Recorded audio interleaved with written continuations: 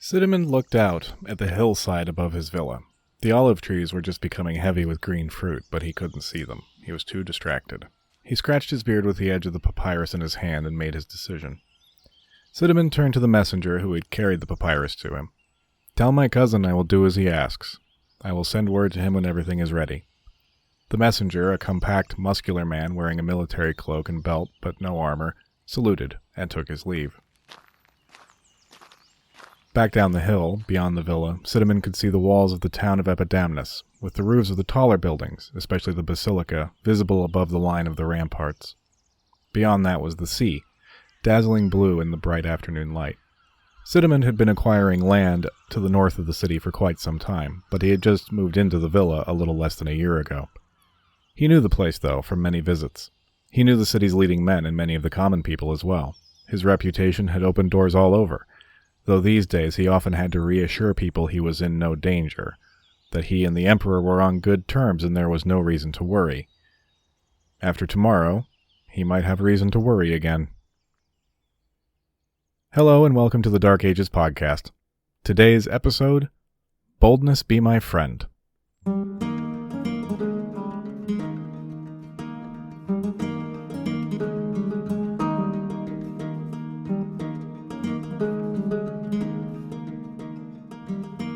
When I finished last time, we had left Theodoric holed up in Epidamnus, waiting to see what was going to shake out from the convoluted three-way conflict between himself, Theodoric Strabo, and the Emperor Zeno. I had hoped to get Theodoric all the way to Italy for the showdown with Odoacer in the last episode, but in retrospect that wasn't ever going to happen. There was too much setup and background needed, especially with the palace intrigues in Constantinople. There was never any hope of covering it all in one go. And so we ended up stopping a full 9 years short of the goal. I was disappointed, listeners. I was disappointed in myself.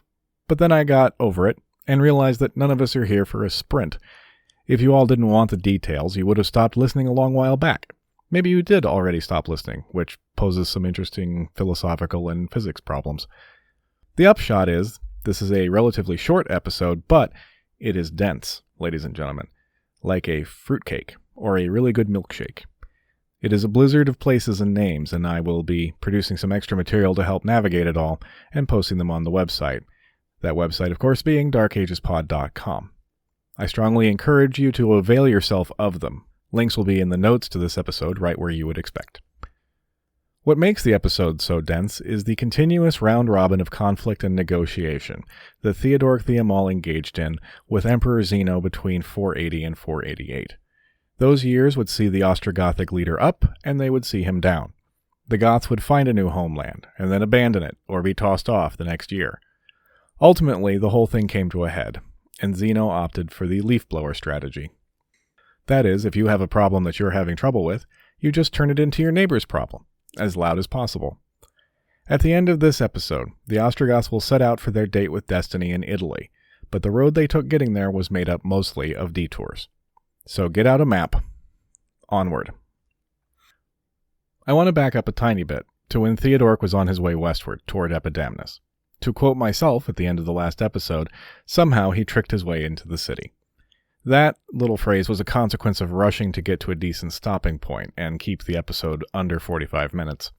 In fact, Malchus tells us exactly how Theodoric got into Epidamnus. Epidamnus, by the way, goes by an unreasonable number of different names, depending on who's drawing the map. So if you're looking for it, it might be Epidamnus, Dyrrachium, Durazzo, or Durrës in Albania today. On my maps, the ones I've made for this episode, it's Epidamnus. Epidamnus was the principal city of the province of Epirus, and the terminal port at the western end of the Via Egnatia, one of the most important roads of the empire. It faces Brindisi across the Adriatic Sea, and was critical for sea travel between Italy and the Balkans. The story of how Theodoric came to occupy this profoundly important town begins with the man we met at the top of this episode, Cinnamon. Cinnamon had started his career like many Gothic men from beyond the frontier. He joined in the plunder and pillage of the border regions under the leadership of Valamir, and was fairly successful. He was a member of the Amal clan, but nowhere near the top of anyone's list of leaders. He had another family connection on the Roman side of the border, his uncle Aedoingus, who was a general in the Roman army.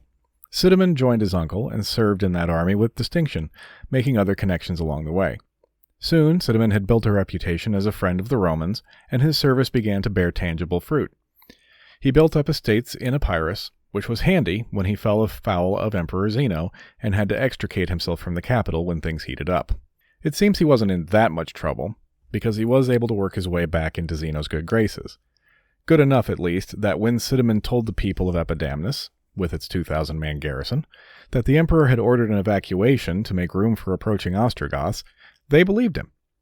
Once that space had been cleared out and the gates opened, Cinnamon sent word to his cousin Theodoric that all was in readiness. He could come on down and establish his new kingdom in Epirus. Because that was what was at stake, of course. Implicit in every deal we've talked about, all of the various possible modes of land ownership that I've suggested at one time or another, the ultimate goal for Theodoric was to establish for himself a semi-autonomous kingdom under the umbrella of the Roman Empire. The attempt to create one in Macedonia had failed, thanks to the intrigues of Strabo and Zeno, and now he would try again, with Epidamnus as his capital. Earlier, when we were talking about matters of succession, I think I kind of implied that Theodoric was Theudemir's only son. That is not so. He was just clearly the best candidate for the top spot when the old man kicked off. He had a younger brother, named Theudemund, who will figure in today's story. While we're on the subject of siblings, he also had a sister named Amalfrida, who will be popping up in the future as well, and at least one other sister whose name we don't know. Names are the bane of every history podcaster, and I'm afraid I don't have a good solution to the problem. It can be very hard to keep everybody straight, I know. The old casting a movie thing that I started the podcast out with ran out of steam really quickly because I was spending more time browsing IMDb than writing episodes, and I haven't come up with anything else. If you have a great idea, use the contact page on the website to send suggestions. Where were we? Oh yeah, Epirus, 479. When Cinnamon's message reached Theodoric, it came as welcome news at the end of some frustrating events. The Ostrogoths' progress across the mountains had slowed, and he'd been caught by imperial emissaries who were suggesting a new deal might be possible. He had stopped at Heraclea and was waiting for word from his own ambassadors. While he was there, he was provided with supplies and gifts by the bishop of Heraclea, which suggested that the emperor might be sincere. And indeed he was, though details were slow to arrive, and there was the usual diplomatic stalling and hemming and hawing as Theodoric waited to hear from Cinnamon. He was in fact using the illness of his second sister, the one whose name we don't know, as an excuse to put off giving the Romans an answer, when word did arrive that Cinnamon had accomplished the clearing of Epidamnus. Hurriedly, Theodoric ordered his armies to pack up and move toward the coast immediately. He demanded further supplies from the citizens of Heraclea, who refused, and then had to watch from the citadel as their city was burned in retaliation before the Goths left. The departure caught the Romans flat-footed, but they got their act together quickly, and two generals were put in charge of the pursuit, named Sabinianus and Adamantius.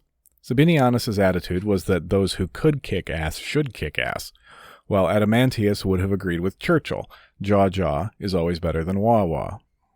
Theodoric split his forces into 3 columns to cross the mountains, one led by him, one by his second-in-command, named Soaz, and another by his younger brother, Theudemund.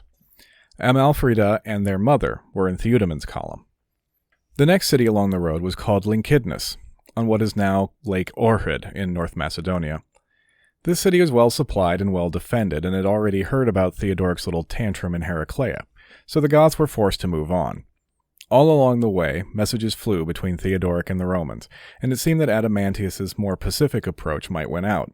Meeting places were proposed and agreed, and Soaz, the second-in-command, was willing to surrender himself as a hostage for the duration of the negotiations. Sabinianus, though, would make no guarantees of his or anyone else's safety, and so discussions fell apart. Theodoric and Soaz's columns were able to make the run down to Epidamnus without incident, and they occupied the city as planned. But there was a problem. In the course of the journey, they'd been separated from Theudemund's column, and it hadn't arrived yet. Worries about his brother, sister, and mother were interrupted when Adamantius and a contingent of 200 men appeared outside the walls of Epidamnus, having moved with what seemed like supernatural speed over the mountains. Adamantius set up a fortified camp across the Urzen River, and negotiations began again. Theodoric took the opportunity to read the Roman general the laundry list of grievances, stemming from Zeno's earlier betrayal. As reported in Malchus's history, quote, "You promised that the general of Thrace would immediately join me with his forces. He never appeared. You promised that Claudius the paymaster would come with the mercenaries' pay. I never saw him. Third, you gave me guides who left the easy way toward the enemy and led me aside over a steep path with sheer cliffs on both sides. Here, I was not far from complete destruction with all my forces had the enemy suddenly attacked." End quote. Once he'd gotten all of that off of his chest, he was open to negotiation.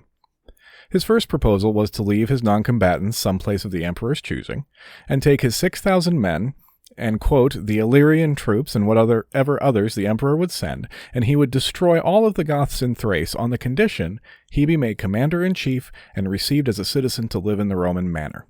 End quote. Destroy the hated Strabo and become CIC? Theodoric was confident enough of the walls of Epidamnus to propose that not only should he have his cake, but it would only be right if he were allowed to eat it as well. That 6,000 warriors is an interesting number, since it suggests that Theodoric had lost nearly half his strength since he had left Thrace. The intervening years had not been kind. Most of those lost were probably defectors and deserters, rather than actual casualties. But it does emphasize the danger that always faced a warlord. Success would mean growth and glory. Failure would mean the slow bleeding away of men and strength until there was nothing left. Zeno's proposal was actually along the same lines, though less immediately focused on destroying Strabo. Zeno proposed as a settlement area a region around Pautalia, which was between Illyricum and Thrace. That way, Zeno would have Theodoric's men available should Strabo need to be dealt with, and vice versa. Around this time, Theodoric also made the fascinating alternative proposal that he should be allowed to take his men to Dalmatia and fight in support of Julius Nepos to restore him to the western throne. Adamantius was unmoved by this proposal and rejected the idea. The overriding goal of Roman diplomatic efforts was to keep the Goths away from the Adriatic at all costs. The worry that they would develop a navy and basically become Vandals 2.0 was a horrifying prospect. Instead, Adamantius reminded Theodoric that he had received honors from the emperor, and it was the emperor's prerogative to revoke such honors at his pleasure. He also pointed out there had been several times over the last year when the Ostrogoths had been surrounded by superior Roman forces, but they still lived. Did Theodoric really think that was thanks to his own military prowess?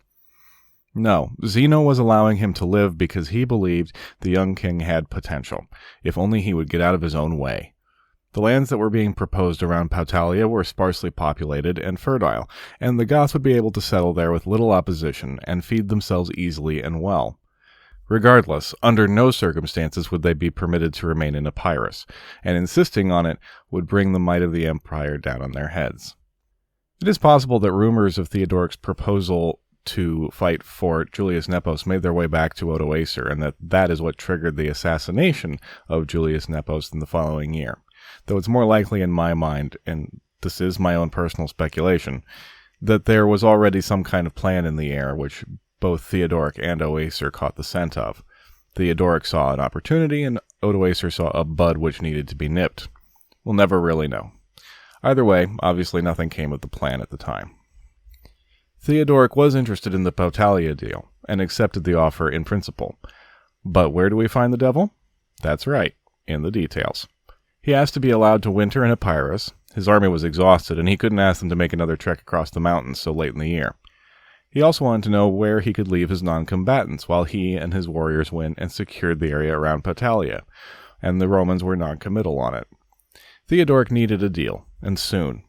To smooth the way, he offered his mother and sister as hostages.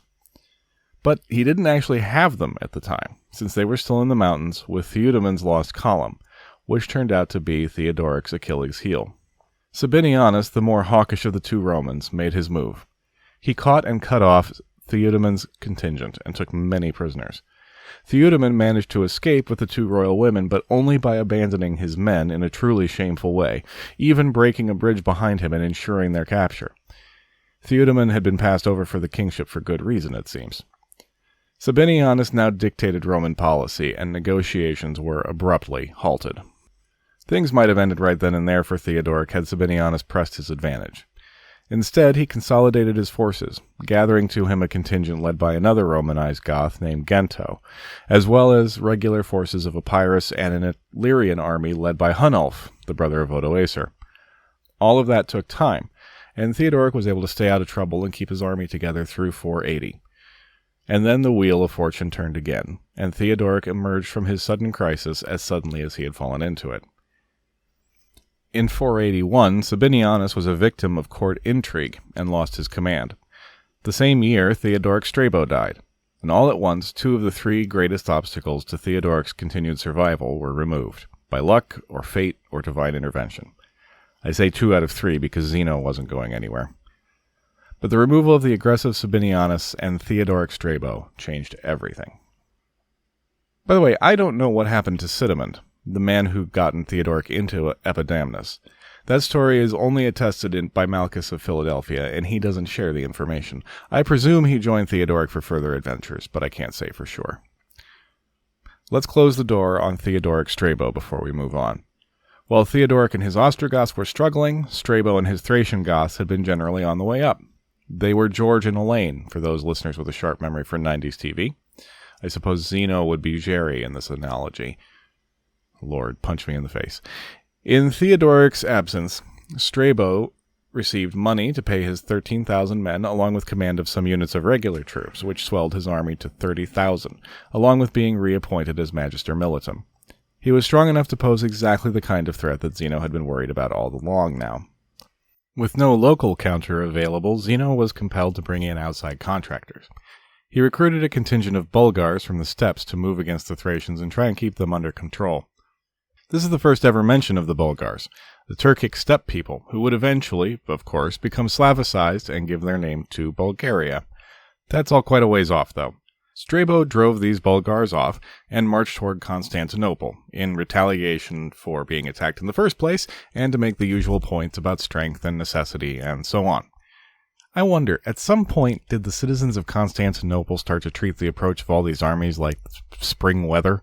Oh, it's a bit gothy outside today. I think I'll wear my heavy cloak. All did not go according to plan for Strabo, though. Trouble with his own commanders led to failure, as did an attempt to cross over to Asia Minor, boats continuing to be the Goths' particular bête noire. After riding high, Strabo suddenly found himself exposed, with a fractious army deep in hostile Roman territory. He withdrew westward, stopping at a place called Stabulum Diomedus.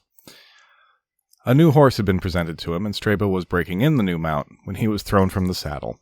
An unfortunately placed lance made the fall fatal, and so ended the career of the Squinter. For Theodoric the Amal, that lance couldn't have been better aimed if he had held it himself. We don't know for sure how old Strabo was when he died, but he had been the leader of the Goths in Thrace for over a decade. Strabo left behind 2 brothers, a wife, and a son named Recatach, who took over his father's position. He exhibited none of the qualities of his father, and would have shot himself in the foot had there been gunpowder available. He attempted to consolidate his power by murdering his 2 uncles, and in the process alienated a huge portion of his army, who went over to Theodoric. No word on whether or not Theodoric sent him a cake or anything. Recatach sought refuge in Constantinople, one of many washed-up princes who found their way there to that great collector of people. Zeno wasn't going to just hand over land and honors to Theodoric just because Strabo was dead. He would still have to earn it. So the Ostrogoths decamped from Epirus and headed back into Greece, plundering Thessaly as they went. They still had no farmland, and while not what you would call admirable, plunder was the only option they had to support themselves. The thoroughness of the destruction finally moved Zeno to offer the much-desired treaty in 483. Theodoric was made commander-in-chief of Thracian forces, and the Ostrogoths were granted territory in Moesia and Dacia Rapensis, along the Danube around the fortress city of Novae. They had held territory briefly in that neighborhood before the great showdown with Strabo. Novae, by the way, is just outside the modern town of Svishtov in Bulgaria, and it hosts a Roman reenactment every summer that looks pretty fun. Just an FYI. There seemed to be a chance of a peaceful life for the Ostrogoths at last, if they wanted it. Which, maybe? The cherry on Theodoric's sundae was the consulship for the year 484. Legally, that made him a Roman citizen, and meant that he had to be in the capital on January 1st of that year. He took the name Flavius Theodoricus. He was 33 years old or so, consul, king, and treated with all the honor that all of that implied. It was his year, and you could, if you were of a symbolic kind of mind, see it as the integration of Theodoric the barbarian king and the boy who had been brought up as close to being Roman as he could possibly have been. He was and always had been both, but now he had the potential to live as both. By the way, that name Flavius was an extremely common choice for barbarians taking Roman identities. We usually identify characters in our drama by their most memorable of their many names, for obvious reasons. But Stilicho, Aetius, Aspar, and Ricimer had all been Flavii. There was one piece of business that Flavius Theodoricus had to take care of while he was in the city. Possibly at the suggestion of, and certainly with the knowledge of Zeno, Theodoric tracked Recatach down and killed him in broad daylight. It's not clear to me whether he did the deed himself or outsourced it, and morally it doesn't really matter. Recatach was a busted flush. He presented no threat to Theodoric whatever, and Theodoric's motivation probably had to do with Recatach's murder of his uncles. All of these nobles were related to each other. The Amal clan was broad and widely distributed. Killing Recatach was probably the fulfillment of a blood feud on Theodoric's part. It wouldn't be the last one in the career of Theodoric the Great. Blood feuds is one of the few features of German society that comes down to us clearly and unambiguously. Modern scholars reject the idea of a single monolithic Germanness that was shared all across Northern Europe, but references to feuds appear all over the place. Most compelling is the way they shaped law codes of the time. Over the course of this season, we'll probably be getting into some discussions of law codes, as the kingdoms that replaced the empire in the West worked to synthesize their own tribal traditions with the deeply admired Roman legal ideas. The blood feud was antithetical to the Roman ideal of rule of law, and kings continually encoded mechanisms to prevent private vendettas from spiraling out of control into wider destabilizing conflicts. For a long time, their success was limited. In the future, when he was ensconced as king of Italy, Theodoric would promulgate his own law code. But as king of a federate nation under arms, when the opportunity arose to settle his own scores, he clearly didn't hesitate to do so. 484 through 486 were full of seemingly contradictory events. Theodoric was placed at the head of an army to go and deal with Isaurian rebels, only to be replaced by one of the sons of Aspar before there had been any fighting. An equestrian statue was erected in Theodoric's honor, and his return to the city was celebrated with public festivities. It doesn't make a lot of sense, and it doesn't suggest that there was an abundance of trust between Theodoric and the emperor. Shortly after returning from the aborted campaign, Theodoric left Constantinople and went back to his new kingdom at the borders of Scythia. While he had been away, presumably his people had begun to settle into their new home. At last there was land to work, food to grow, rather than take, a permanent place there on the banks of the great river, and if Theodoric and Zeno had been able to get along, that might have been where the Ostrogoths' wanderings ended. But of course they couldn't, and it wasn't. Exactly what prompted Theodoric to undertake a plundering expedition in 487 isn't known. Maybe he just needed to keep his fighters busy and flush, like any other warlord. Why he decided to aim them south into Roman Thrace rather than north into Scythia probably was due to the simple calculation that they had more stuff in the south. It was simple blackmail, really, the almost traditional activity of Federate leaders when there was no foreign war to keep them busy. We've seen it over and over again. Zeno mobilized Bulgar allies again, but the Ostrogoths swept them aside, just as Strabo had. It's a little hard from our modern sensibility to see the need for all of this. Surely Theodoric had what he and his people had been seeking the whole time. Surely now was a time to cool it with the extortion and let things be for a year or two. Maybe he felt he needed a bigger subsidy, or titles for his followers, who knows. This time the assault on the capital was the real deal. The Ostrogoths burned several suburbs, cut the aqueducts, and blockaded the roads. There was no question of actually taking the city. Theodoric had grown up there. He knew better than that. This was just the old game. He was just playing it very enthusiastically. Zeno was probably rolling his eyes then as he gave orders for Amalafrida, Theodoric's sister, who was being held as a hostage, to be turned over to her brother with a selection of fine, shiny things. The Goths accepted this deal and went home. The mores about when one did and didn't leverage hostages seem fairly arbitrary and confusing. Why even take them if you're just going to hand them over the second the army appears at the gate? In this case, it probably was Zeno's calculation that harming Theodoric's sister would turn routine plunder into actual war, and that wasn't worth it. It's just a little odd to see. Zeno may have been thinking that he needed to get a way to get rid of this altogether too motivated barbarian king, who never seemed to be satisfied, and who kept kicking in his door and wiping his boots on his carpet. And the opportunity presented itself almost immediately. Alas, to talk about it, I shall require one more digression. Do you remember the Rugians? They were another fragment of the Huns' empire, and they had been the hostile neighbor on the Ostrogoths' western flank when they had lived in Pannonia. For years, they harassed the Italian kingdom of Odoacer, as well as providing a refuge for Roman opposition to Odoacer's regime. A treaty kept a precarious peace through the early 480s. Is there any other kind of peace on this show? But Zeno was sending support and encouragement to the Rugians, especially when it became clear that Odoacer was in talks with anti-Zeno elements in the empire, and preparing for some kind of military intervention. Obviously, Zeno was going to make a move against Odoacer, but the Skirion was faster on the draw.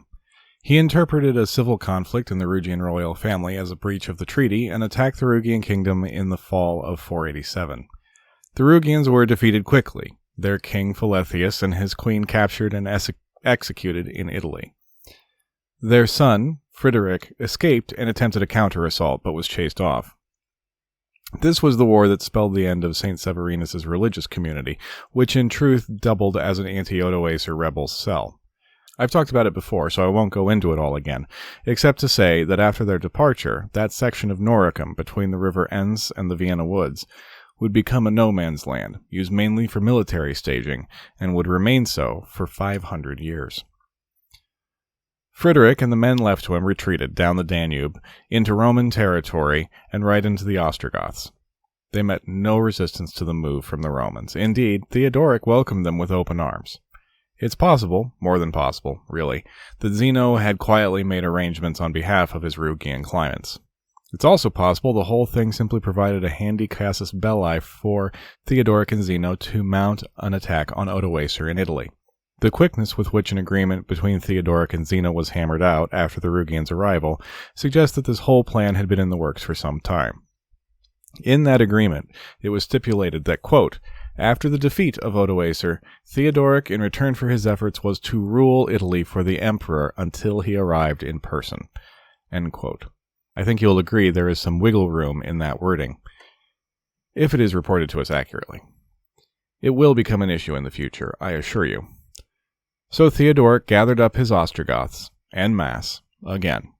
They waited for the harvest before leaving, and in 488 hit the road again, heading west this time toward Italy. Nothing at all was certain about the new venture, except that it would mean war. We'll talk about that war, and its outcome, next time. I have to reiterate my plea to all of you to check out the maps that accompany this episode. And once you're done admiring the lovingly crafted maps, consider subscribing to the Facebook page or to Instagram at Dark Ages Pod. There's Twitter, too, same handle, but honestly I'm not sure how long that's going to last at this point. If you've already done all of those things, rate the show on Spotify or Apple Podcasts or wherever else you go. Or write a review. Speaking of which, Maud the Third, you didn't have to change your review. I'm sorry if I made you feel some kind of way last time.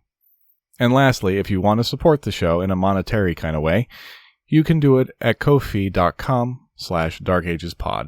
That is ko-fi.com, the digital tip jar. Your support is never expected, but is always very appreciated. That's going to be it for this episode. Until next time, take care.